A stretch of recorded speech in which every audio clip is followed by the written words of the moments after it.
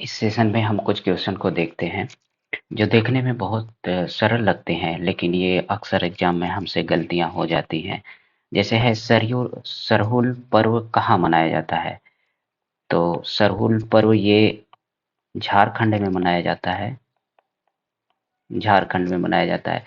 ऐसे ही हम कई सारे जो इम्पोर्टेंट पर्व हैं भारत में किस किस स्टेट में मनाया जाता है उनको हम देख लेते हैं। जैसे सबसे पहले हम उड़ीसा की बात करते हैं, क्योंकि उड़ीसा में बहुत सारे पर्व और लेटेस्ट में सबसे ज़्यादा एग्जाम में ट्रेंड में उड़ीसा का सबसे ज़्यादा चल रहा है। उड़ीसा में जितने भी पर्व मनाए जाते हैं, क्योंकि वो उधर उड़ीसा में भगवान जगन्नाथ से लेकर के सबकी यात्राएं भी निकलती हैं। इस लिहाज से भी वो ज़्यादा इम्पोर्टेंट हो जाता है। जैसे अगर हम उड़ीसा की बात करते हैं, उड़ीसा में पहला पर्व है बाली यात्रा। बाली यात्रा कहाँ मनाया जाता है? ये एक पर्व है उड़ीसा में मनाने वाला। उसके बाद है धानु यात्रा। धानु यात्रा भी मनाया जाता है उड़ीसा में। और तीसरा है चैत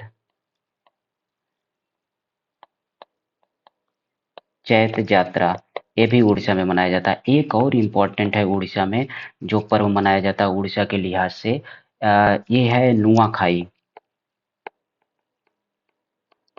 ये कई बार एग्जाम में हम देखने को मिल जाता है। नुआखाई त्योहार कहाँ मनाया जाता है? ये उड़ीसा का त्योहार है नुआखाई त्योहार। उसके बाद एक और बहुत ज़्यादा इम्पोर्टेंट है, जैसे हार्नबिल त्योहार है, ये नागालैंड में मनाया जाता है।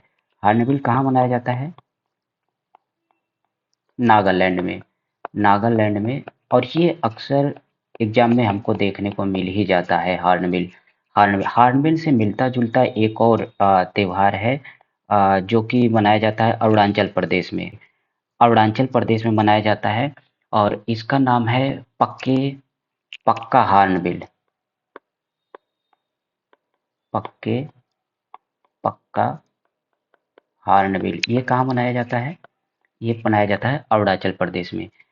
एक और है जो फसल से संबंधित, जो कि मनाया जाता है असम में। असम में कौन सा ये त्योहार है? बिहू। बिहू कहाँ मनाया जाता है?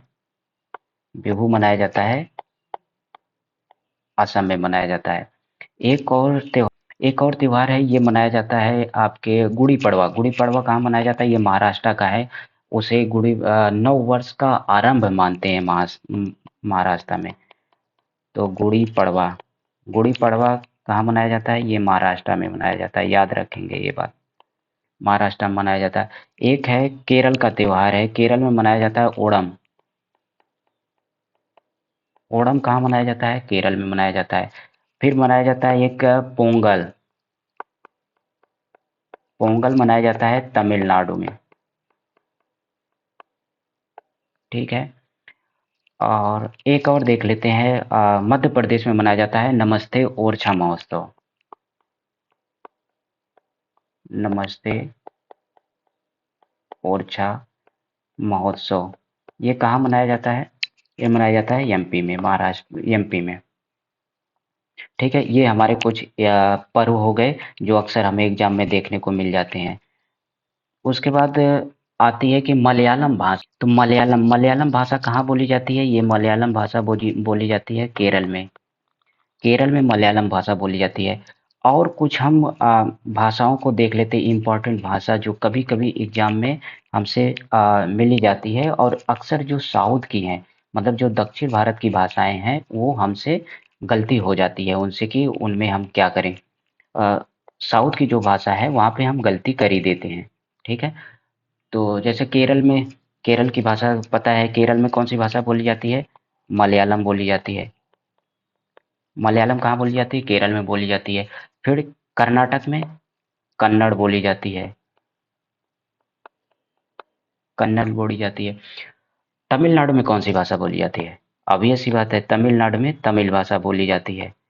लेकिन आंध्र प्रदेश और तेलंगाना, इन दोनों स्टेट में, आंध्र प्रदेश और तेलंगाना में कौन सी भाषा बोली जाती है? ये बोली जाती है तेलुगु।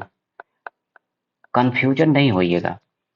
मलयालम केरल में, कन्नड़ भाषा कर्नाटक में, तमिल भाषा तमिलनाडु में, तेलुगु भाषा आंध्र प्रदेश और तेलंगाना में। गोवा में कौन कौन सी भाषा बोली जाती है? गोवा में बोली जाती है कोंकणी और अंग्रेजी। ये कभी-कभी एग्ज़ाम में मिलता है, कोंकणी और अंग्रेजी मिल जाती है गोवा में बोलने के लिए। अब एक और क्वेश्चन, बहुत छोटा-सा क्वेश्चन है, मैथिली भाषा कहाँ बोली जाती है? ये लगभग सबको पता होगा। मैथिली भाषा बोली जाती है बिहार में। बिहार के किस क्षेत्र में बोली जाती है? ये बिहार के मिथिलांचल में बोली जाती है। मिथिलांचल में।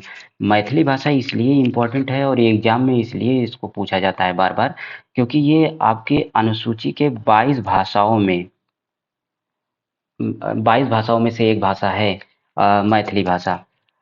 और बिहार की और कुछ हम भाषा जान लेते हैं जो कि कभी कभी हमें देखने को मिल जाता है। जैसे बिहार में एक भाषा बोली जाती है मगही। मगही कहाँ बोली जाती है? ये बिहार में। मगध का नाम सुने हैं, जो महाजनपद था, तो वहाँ बोली जाती है। जैसे ये क्षेत्र, आज का जो क्षेत्र है, पटना हुआ, गया हुआ और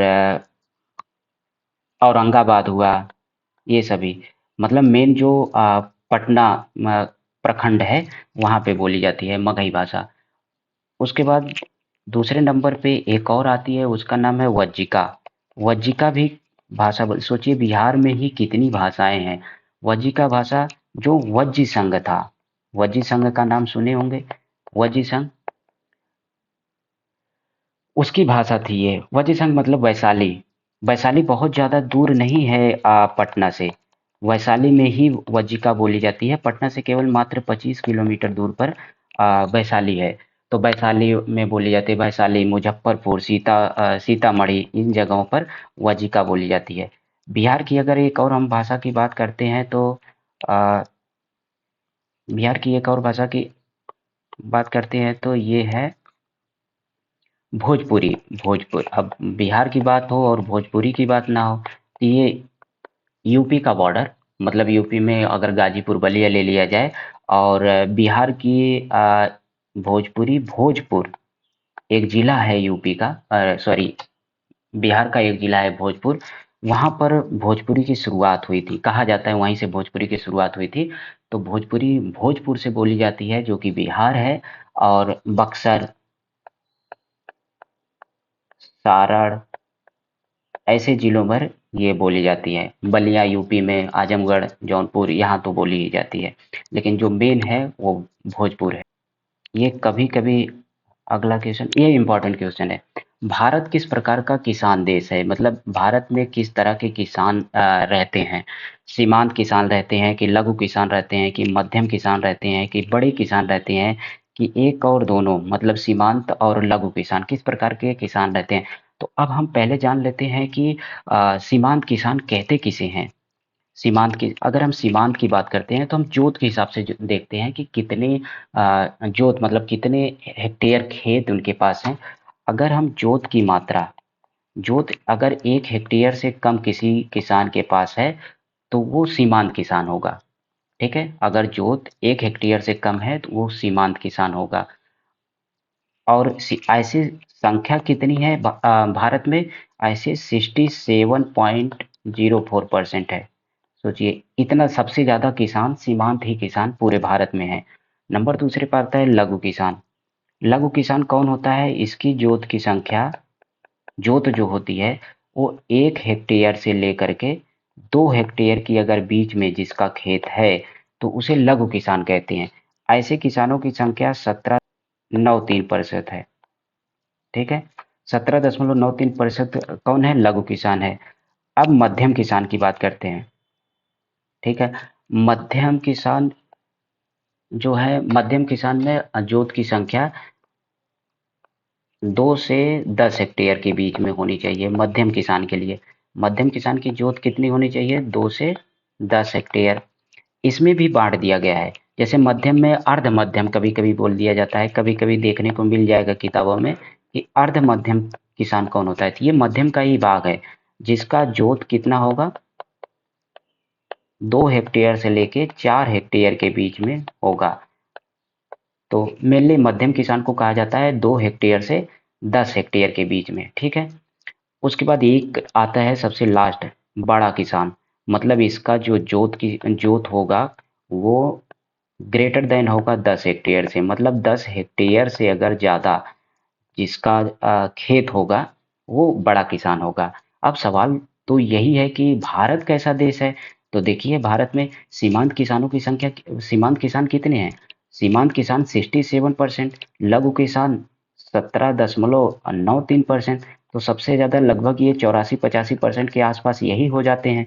तो सबसे ज़्यादा यही दोनों। अब तो इसका आंसर हो जाएगा 1 और 2, मतलब भारत सीमांत और लघु किसान है। तो ये याद रखेंगे जोत के आधार पर। सीमांत का 1 हेक्टेयर से कम और 67% सीमांत है। लघु का 1 हेक्टेयर से 2 हेक्टेयर के बीच में है, 17.9% किसान है लघु। मध्यम का 2 से 10 हेक्टेयर है और बड़ा किसान 10 हेक्टेयर से ज़्यादा। ये याद रखेंगे। एक और सवाल है न्यायपालिका से संबंधित। न्यायपालिका सरकार का अंग है कि नहीं है? ये आंसर देना है। तो न्यायपालिका सरकार का अंग है। हाँ, तो इसका उत्तर होगा हाँ। अब बात करते हैं कि सरकार का अंग कौन-कौन से हैं? सरकार के अंग। सरकार के अंग में हम मेन रूप से सरकार में 3 अंग हैं। कौन-कौन से हैं? सबसे पहले हैं सबसे पहले है व्यवस्थापिका। व्यवस्थापिका एक, फिर कार्यपालिका, ये याद रखेंगे। उसके बाद है न्यायपालिका। न्यायपालिका। व्यवस्थापिका किसे कहते हैं? जो नियम और कानून बनाती है। अगर व्यवस्थापिका की बात करते हैं तो ये नियम कानून बनाती है। ठीक है, व्यवस्थापिका क्या काम करती है? नियम और कानून बनाती है। और कार्यपालिका यही नियम और कानून को लागू करती है। लागू कौन करता है? कार्यपालिका। नियम और कानून, व्यवस्थापिका नियम और कानून बनाती है, कार्यपालिका नियम और कानून लागू करती है। और अगर इन दोनों में विवाद हो जाता है तो न्यायपालिका विवाद का निपटारा करती है। तो ठीक है, विवाद का निपटारा कौन करती है?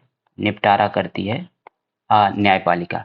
ठीक है, बस इतना। ऐसे ही हम हर रोज कुछ क्वेश्चन का डिस्कशन करेंगे और उसका विस्तृत डिस्कशन करेंगे। Thank you.